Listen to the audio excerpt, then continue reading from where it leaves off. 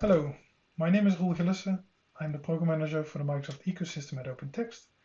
Today I'm going to show you how you can leverage the Power Platform and specifically Power Automate to trigger events from the OpenText Extended ECM system.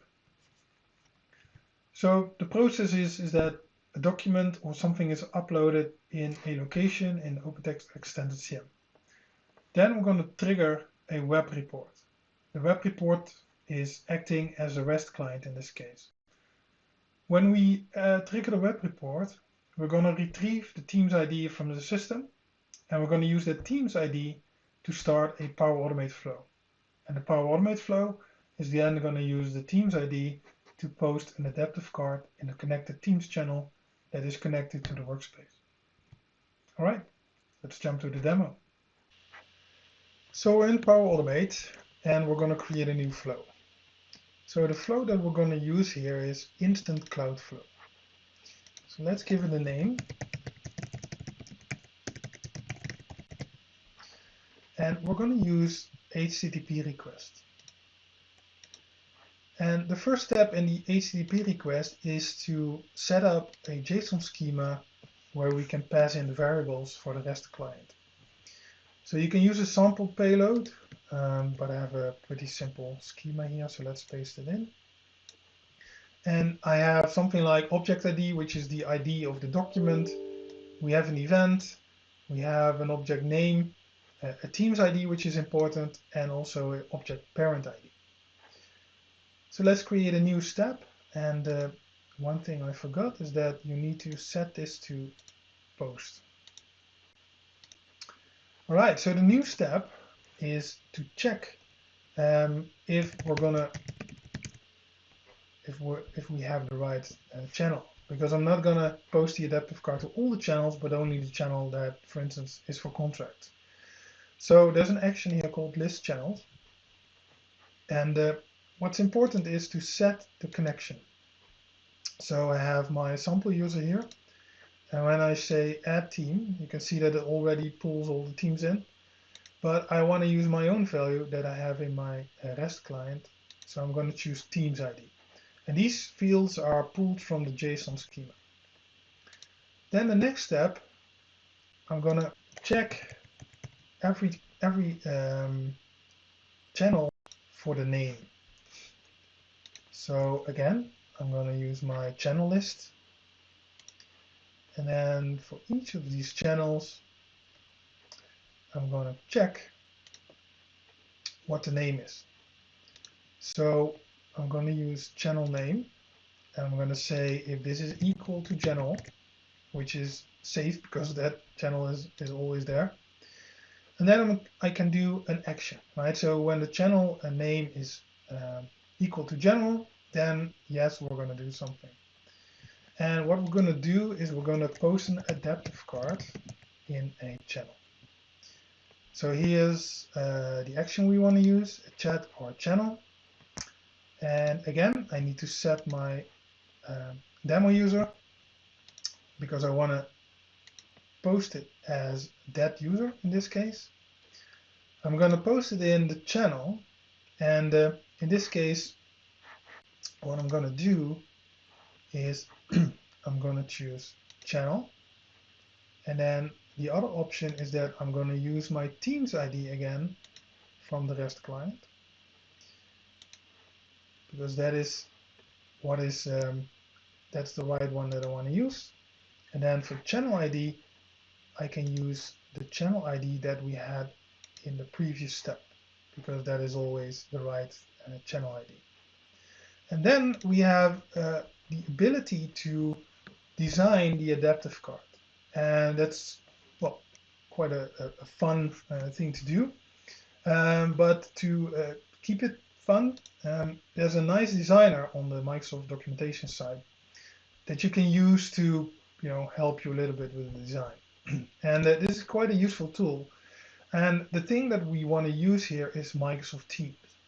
So if we click on this, and I'm going to resize it a little bit, then you can see here that we have a preview, and the preview is really easy to use. So you can use the sample, but you can tweak it. You can change these values, you can change the names, and when you're done, then you can select all of the JSON in the preview here, and you just paste it in. So let me go back to Flow, and I'm going to paste in the JSON from that designer. And what you can do here is you can use any of the variables in the adaptive card to pull in that data into the adaptive card. All right, that's pretty much it. So let's have a look at the Extended ECM side of things. So what you see here is a location in Extended ECM, and we're going to use live reports and web reports. So live reports are a simple reporting tool to get information out of the system, usually having a SQL query. And we have a web report that can be used to do something when an event is triggered. And this is what we use for the REST client. When a workspace is created and connected to a team, then we store that in the system. So I have one live report here that says, give me all of the workspaces that are connected to a team, and then show me the workspace IDs and the team IDs. So this is what we're going to do to pull up the team ID to use in the REST client. So to get to the workspace ID, right, because the document could be created anywhere in the workspace ID on any level, we created a second web report that will do this based on the document ID. So I'm going to paste in the document ID, and when I click update, it now will go and look in which workspace the document was added. So here you can see that we have the object ID of the workspace, we have the team's group ID, and I also have the name and the type. So this information is then used in the web report. So the web report, when we query this ID, this is what is returned. So you can see that we have one row with 4 columns. So I need the second column. So when I open up the web report, this is an example of the web report. So in the top, we just have some generic information about the format of the request. Then what we do here is that we call the live report that you just saw. Then I'm going to run the SQL query in there.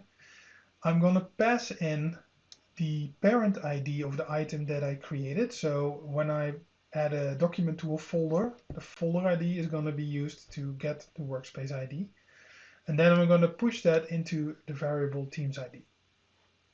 And then this is the part for the REST client itself. So this is the actual call to the REST service. So we have the host in here, we have the port, we have the workflow and the ID. There's a simple timeout, and then here in the body is where we pass in the variables. So here you can see the object ID and the teams ID. And what is special here is that for the teams ID, here you can see that for the array that is being returned, I'm going to use the first value and the second column. And then the rest of the information is retrieved from the actual trigger. So let's try this. So when I go to the front end, and let me go to Becker, and I can do this actually directly from Teams. So when I'm in Becker, I have a business workspace.